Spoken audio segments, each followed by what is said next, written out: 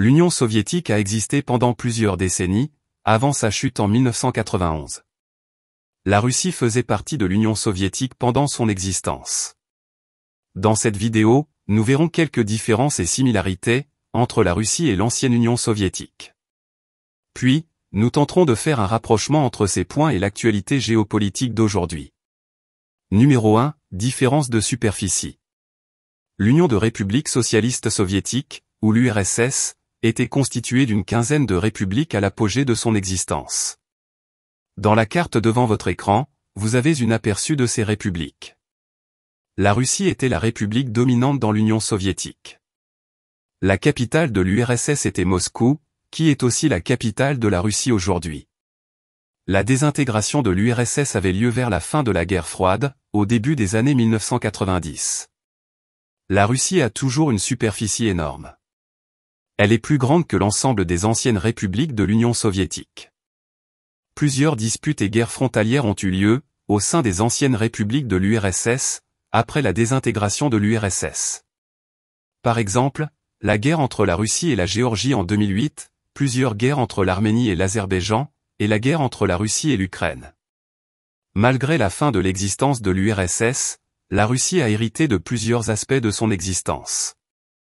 Par exemple, la victoire de l'Union soviétique contre l'Allemagne nazie, pendant la Deuxième Guerre mondiale, est célébrée à Moscou chaque année. Pendant l'existence de l'Union soviétique, elle présentait souvent une équipe unique aux événements sportifs à travers le monde. Ces équipes pouvaient être constituées de joueurs ou sportifs venant de toutes les républiques de l'URSS.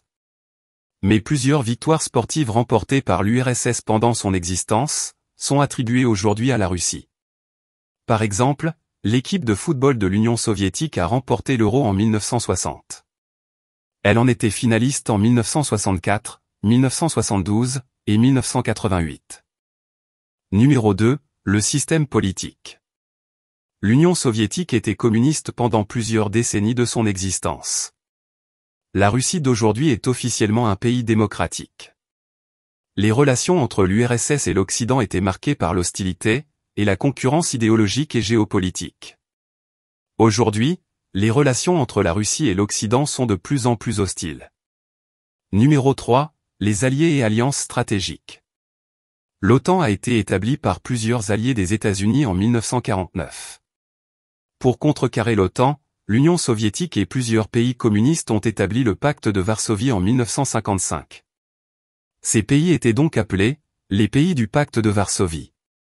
Contrairement à l'OTAN, le pacte de Varsovie, en tant que groupement, n'a pas vraiment survécu à la fin de la guerre froide, mais il a pris fin au début des années 1990.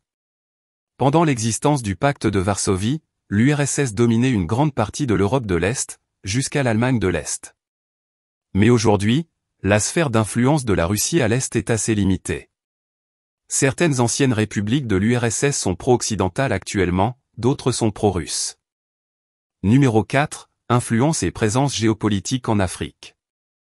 Je suis né en Afrique et j'ai grandi en Afrique. Pendant mon enfance en Afrique, l'URSS existait toujours. L'Union soviétique était parmi les principaux acteurs sur le continent africain pendant la guerre froide. Elle luttait avec plusieurs pays occidentaux, pour l'influence et la domination. Pendant cette période, le KGB était l'équivalent soviétique de la CIA américaine. Le KGB rivalisait avec les services de renseignement de plusieurs pays occidentaux, à l'intérieur du continent africain. Souvent, le KGB soutenait ou fomentait des coups d'État, des guerres, des dictatures, etc. en Afrique. Si la Russie d'aujourd'hui peut hériter de plusieurs aspects positifs de l'ancienne Union soviétique, comme on a vu tout à l'heure, alors on pourrait aussi attribuer certains aspects négatifs des agissements de l'ancienne Union soviétique, à la Russie d'aujourd'hui. Donc, la Russie n'est pas une nouvelle actrice en Afrique aujourd'hui. Dans les années suivant la fin de la guerre froide et la chute de l'URSS, on pourrait dire que la Russie avait diminué sa recherche d'influence géopolitique en Afrique, notamment à cause des bouleversements internes liés à l'éclatement de l'URSS dans les années 1990. Mais après, la Russie est réapparue sur la scène géopolitique africaine, où elle cherche à avoir autant d'influence, voire plus d'influence, que l'ancienne URSS avait en Afrique pendant la guerre froide. Mais, on doit se rappeler qu'elle n'est pas une nouvelle actrice sur le continent.